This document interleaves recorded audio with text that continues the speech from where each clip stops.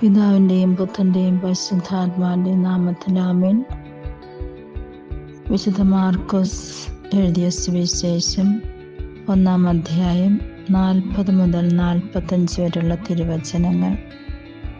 അക്കാലത്ത് ഒരു കുഷ്ഠരോഗി അവൻ്റെ അടുത്തെത്തി മുട്ടുകുത്തി അപേക്ഷിച്ചു, അങ്ങയ്ക്ക് മനസ്സുണ്ടെങ്കിൽ എന്നെ ശുദ്ധനാക്കാൻ കഴിയും. അവൻ കരുണ തോന്നി കൈനീട്ടി അവനെ സ്പർശിച്ചുകൊണ്ട് പറഞ്ഞു, എനിക്ക് മനസ്സുണ്ട്, നിനക്ക് ശുദ്ധിയുണ്ടാകട്ടെ. തൽക്ഷണം കുഷ്ഠം മാറി അവന് ശുദ്ധി വന്നു. യേശു അവനെ കർശനമായി താക്കീത് ചെയ്ത് പറഞ്ഞയച്ചു, നീ ഇതേപ്പറ്റി ആരോടും ഒന്നും സംസാരിക്കരുത്. എന്നാൽ പോയി പുരോഹിതന് നിന്നെ തന്നെ കാണിച്ചു കൊടുക്കുക.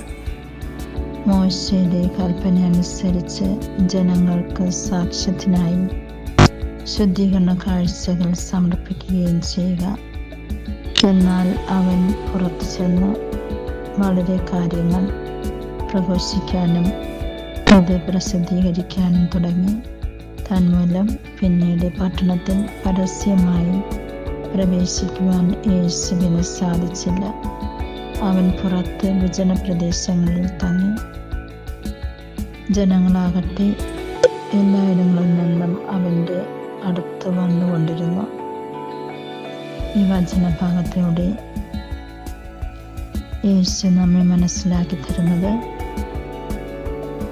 യേശുവിൻ്റെ അത്ഭുത പ്രവർത്തനങ്ങൾ കണ്ടുകൊണ്ട് ജനങ്ങൾ യേശുവിനെ അന്വേഷിച്ച് വരുന്നുണ്ട്. യേശുവിൽ നിന്നും നിറയെ അനുഗ്രഹങ്ങൾ പ്രാപിക്കുവാനായിട്ട് ഓടിയെത്തുന്നുണ്ട്. കുഷ്ഠരോഗി തന്നെ യേശുവിനോട് ആവശ്യപ്പെടുകയാണ്, അങ്ങയ്ക്ക് മനസ്സുണ്ടെങ്കിൽ എന്നെ ശുദ്ധനാക്കുവാനായിട്ട് സാധിക്കുമെന്നുള്ളത്. കാരണം യേശുവിൽ കുഷ്ഠരോഗിക്ക് വിശ്വാസമുണ്ടാകുന്നു, പ്രത്യാശയുണ്ടാകുന്നു. യേശു വിചാരിച്ചാൽ എന്തും ചെയ്യുവാനായിട്ട് സാധിക്കും എന്നുള്ള ആ വിശ്വാസമുണ്ടാകുന്നു. യേശുവിൻ്റെ പക്കലേക്ക് നമുക്ക് ഓടിയെത്താം. അവിടുന്ന് നമ്മൾക്ക് നൽകുന്ന അനുഗ്രഹങ്ങൾ പ്രാപിച്ചെടുക്കാം. മറ്റുള്ളവർക്കും അത് നമ്മൾ പകർന്നു കൊടുക്കാം. യേശുവിൻ്റെ അടുക്കലേക്ക് അനേകർ വരുന്നതിന് വേണ്ടിയും അനുഗ്രഹങ്ങൾ പ്രാപിക്കുന്നതിന് വേണ്ടിയും നമുക്ക് വഴികൾ തുറന്നു കൊടുക്കാം. അതിനായിട്ടുള്ള കൃപാവരങ്ങൾ പിതാവായ ദൈവം നമ്മൾക്ക് ഓരോരുത്തർക്കും നൽകട്ടെ എന്ന് പ്രാർത്ഥിക്കുന്നു.